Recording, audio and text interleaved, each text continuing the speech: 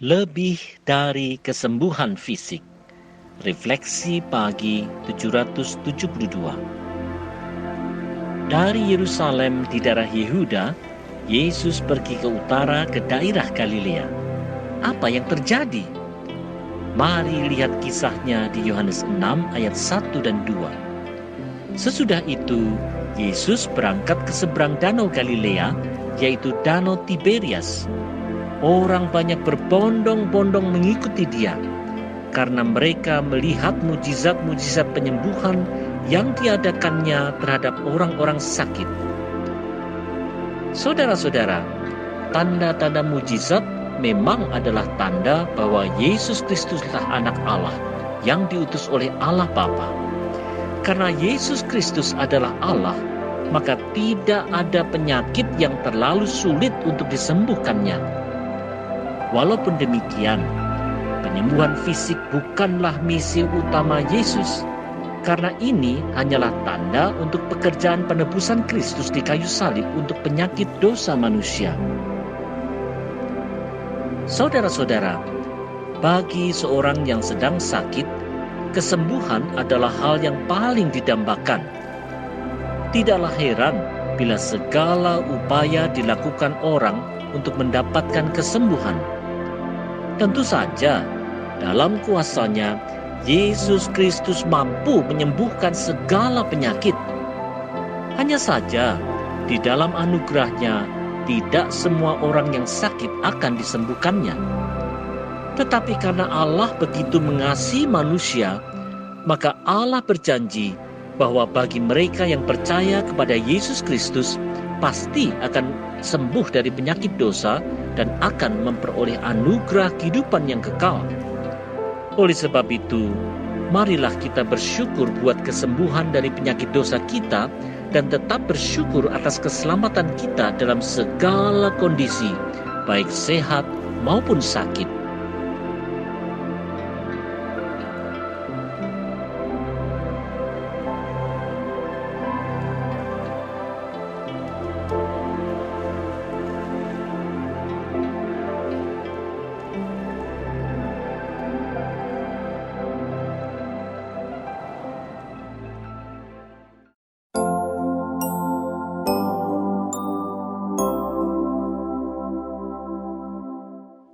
Belajar bertindak dalam kasih dan kepedulian. Refleksi pagi 773. Apa yang dilakukan Yesus sewaktu ia melihat orang banyak datang kepadanya? Mari simak Yohanes 6 ayat 3 sampai 6. Dan Yesus naik ke atas gunung dan duduk di situ dengan murid-muridnya. Dan Paskah, hari raya orang Yahudi, sudah dekat. Ketika Yesus memandang sekelilingnya dan melihat bahwa orang banyak berbondong-bondong datang kepadanya, berkatalah ia kepada Filipus, "Di manakah kita akan membeli roti supaya mereka ini dapat makan?" Hal itu dikatakannya untuk mencobai dia, sebab ia sendiri tahu apa yang hendak dilakukannya. Saudara-saudara, Yesus Kristus tidak hanya peduli akan kebutuhan fisik orang banyak, tetapi Yesus juga memakai segala kesempatan untuk mengajar murid-muridnya. Kristus memang peduli. Saudara-saudara, kasih yang diwujudkan dalam kepedulian memang mewarnai segala tindakan Yesus Kristus. Karena Yesus Kristus adalah anak Allah yang berkuasa, Dia tahu apa yang harus dilakukannya dalam setiap situasi, baik untuk murid-muridnya maupun untuk orang banyak.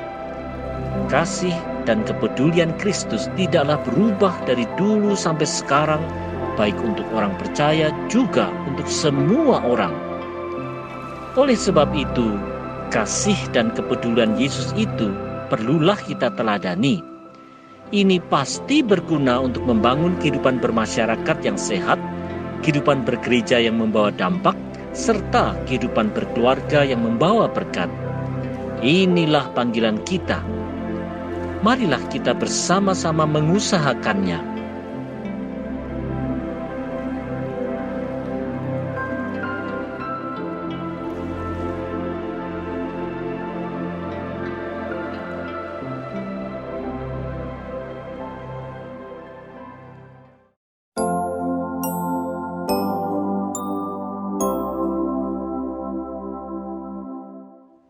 Tiada kemustahilan bagi Yesus. Refleksi pagi 774. Bagaimana respons murid Yesus sewaktu mereka diperintahkan Yesus untuk memberi makan orang banyak? Mari lihat Yohanes 6 ayat 7-9. Jawab Filipus kepadanya, "Roti seharga 200 dinar tidak akan cukup untuk mereka ini, sekalipun masing-masing mendapat sepotong kecil saja." Seorang dari murid-muridnya, yaitu Andreas, saudara Simon Petrus, berkata kepadanya, "Di sini ada seorang anak yang mempunyai 5 roti jelai dan 2 ikan. Tetapi apakah artinya itu untuk orang sebanyak ini?" Saudara-saudara, jawaban Filipus dan Andreas ini menunjukkan kemustahilan perintah Yesus bagi para murid. Meskipun demikian, melalui kemustahilan ini, Yesus Kristus ingin mengajar para murid untuk bergantung hanya kepadanya saja. Saudara-saudara, kemustahilan merupakan hal yang bisa saja terjadi pada setiap orang percaya. Dalam situasi seperti itu, apa yang harus dilakukan oleh orang percaya? Apakah dia akan meragukan Tuhan? Apakah dia kemudian malah meninggalkan Tuhan dan mencari pertolongan yang lain? Atau apakah dia justru makin mendekatkan dirinya kepada Tuhan dan mencari pertolongan Tuhan saja? Respon seperti apa yang ada pada orang percaya? Karena Yesus Kristus adalah Sang Anak Allah yang berkuasa, maka setiap orang percaya seharusnya yakin bahwa tidak ada hal yang mustahil baginya. Oleh sebab itu, wahai orang percaya, marilah kita memperkokoh iman kita hanya kepada Yesus Kristus saja. Ingat, tiada yang mustahil baginya.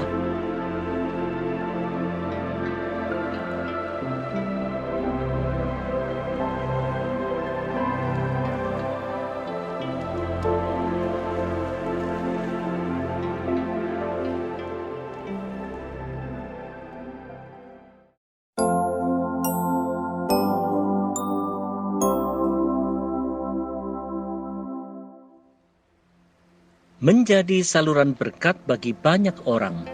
Refleksi pagi 775. Apa yang dilakukan Yesus Kristus untuk mengatasi kemustahilan dalam memberi makan begitu banyak orang?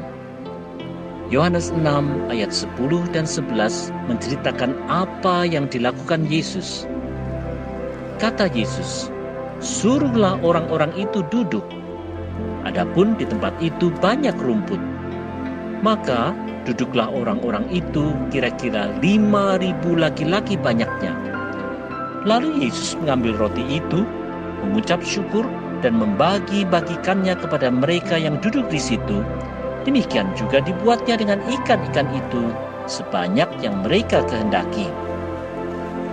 Saudara-saudara, di dalam kuasa Yesus Kristus, 5 roti dan 2 ikan dari anak kecil telah mengenyangkan ribuan orang yang lapar. Hal sekecil apapun pasti akan menjadi berkat bagi banyak orang bila diserahkan kepada Yesus Kristus.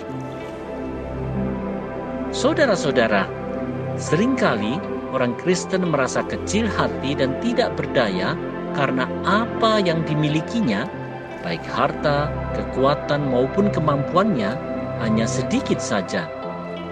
Seperti halnya mukjizat 5 roti dan 2 ikan, membawa apa yang dirasa sedikit itu kepada Yesus adalah tindakan paling tepat yang dapat dilakukan oleh orang percaya sepanjang masa.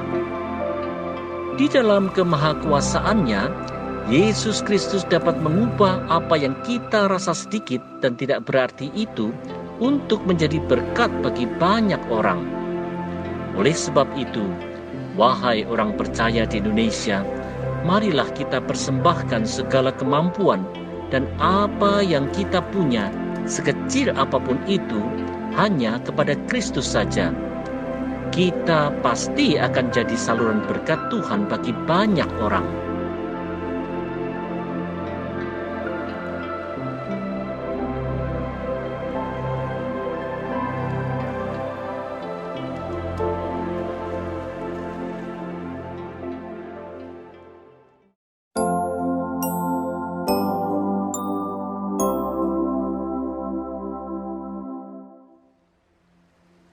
Mengelola berkat Tuhan.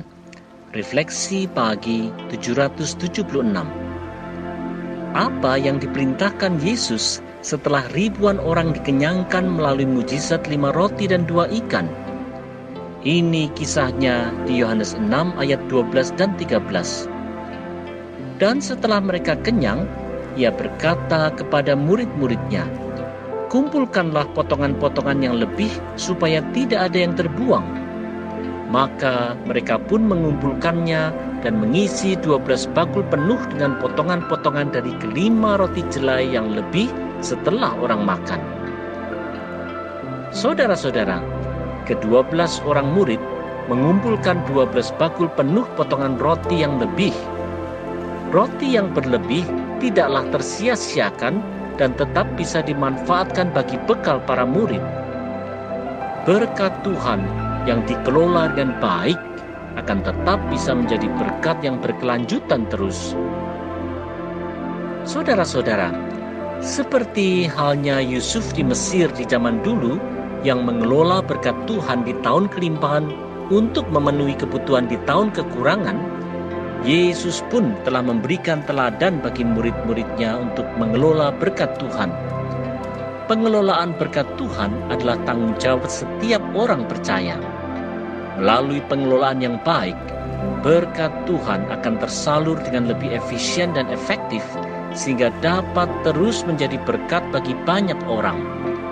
Sayangnya, ada saja orang percaya yang menyia-nyiakan berkat Tuhan dengan memboroskannya, bahkan merusaknya dengan pengelolaan yang tidak baik dan tidak bertanggung jawab. Ini haruslah dihindari. Ayo, kelola berkat Tuhan.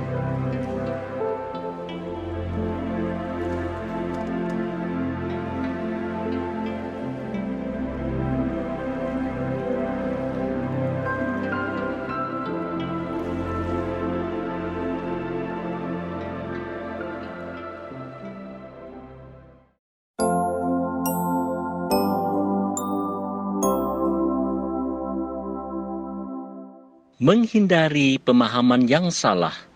Refleksi pagi 777. Apa respons orang banyak setelah mereka melihat mujizat 5 roti dan 2 ikan? Mari lihat ceritanya di Yohanes 6 ayat 14 dan 15. Ketika orang-orang itu melihat mujizat yang telah diadakannya, mereka berkata, "Dia ini adalah benar-benar nabi yang akan datang ke dalam dunia."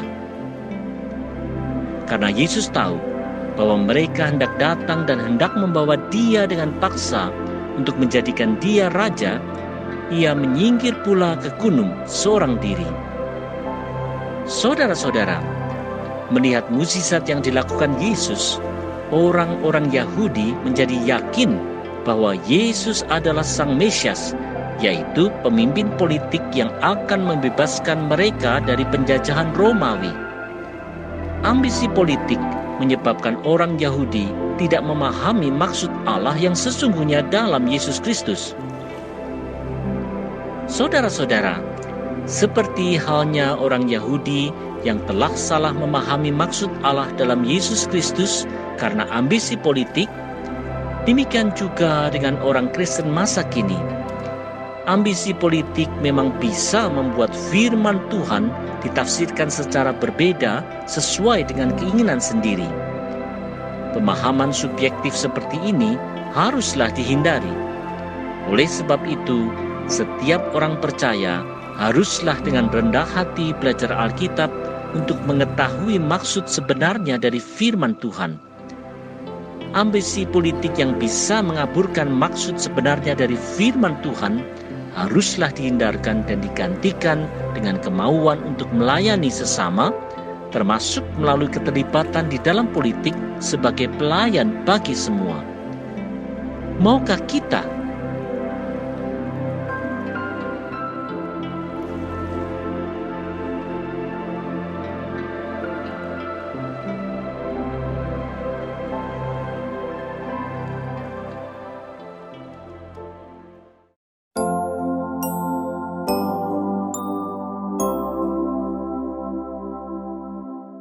Tetap teguh dalam setiap cobaan.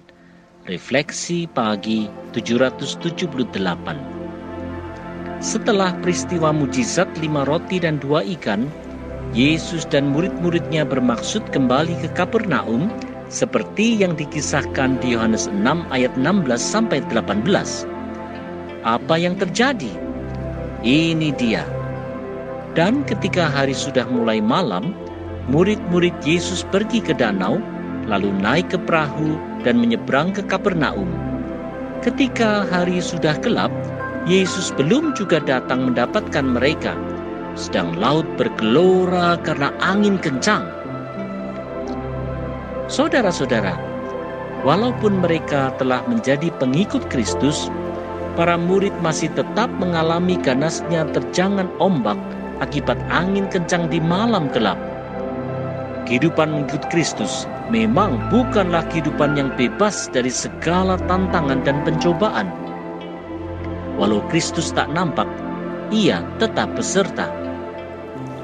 Saudara-saudara, menjadi seorang pengikut Kristus tidak berarti lepas dari segala godaan dan cobaan. Bahkan, bisa saja persoalan justru akan menjadi lebih besar karena berbedanya prinsip dunia dengan prinsip kerajaan Allah. Tindakan, kehendak, dan pikiran yang buruk dan jahat dulu tidak pernah menjadi masalah. Tetapi sekarang, karena hidupnya sudah diubahkan oleh Kristus, itu semua akan menjadi pergumulan imannya.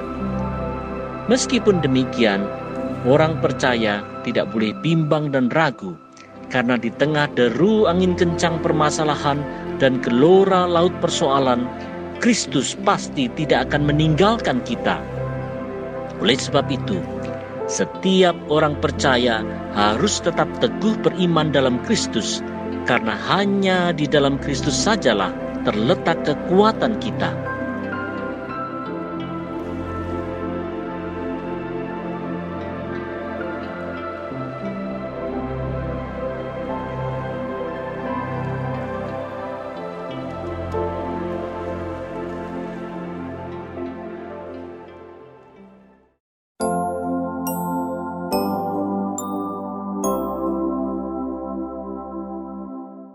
Menghadapi badai bersama Tuhan saja. Refleksi pagi 779. Apa yang terjadi dengan para murid Kristus yang ada di perahu pada waktu malam gelap dengan angin kencang dan ombak besar di Danau Galilea? Ini kisahnya di Yohanes 6 ayat 19-21. Sesudah mereka mendayung kira-kira 2-3 mil jauhnya, mereka melihat Yesus berjalan di atas air mendekati perahu itu. Maka ketakutanlah mereka. Tetapi Ia berkata kepada mereka, "Aku ini, jangan takut." Mereka mau menaikkan Dia ke dalam perahu, dan seketika juga perahu itu sampai ke pantai yang mereka tujui. Saudara-saudara, di tengah deru ombak dan angin kencang, Yesus Kristus berjalan di atas air yang menunjukkan keilahian dari Sang Anak Allah, penguasa alam semesta. Walau dalam badai, bersama Kristus, para murid tidaklah perlu takut. Saudara-saudara, seperti halnya badai di Danau Galilea, badai hidup seringlah menerpa orang percaya, sehingga orang percaya menjadi putus asa dan takut dalam menjalani kehidupan ini. Badai hidup itu dapat berupa sakit penyakit, himpitan hutang, kegagalan, kematian orang terdekat, dan berbagai permasalahan hidup lainnya. Sesuai dengan janjinya, Yesus Kristus akan menyertai orang percaya bila kita berkomitmen untuk menaati apa yang telah difirmankan Tuhan. Keputusasaan dan ketakutan akan sirna bila kita mau bersandar pada kekuatan Tuhan saja. Bersandar pada yang bukan Allah pastilah akan membawa manusia pada kefrustrasian dan nestapa. Oleh sebab itu, marilah kita menghadapi badai hidup dalam takut akan Tuhan.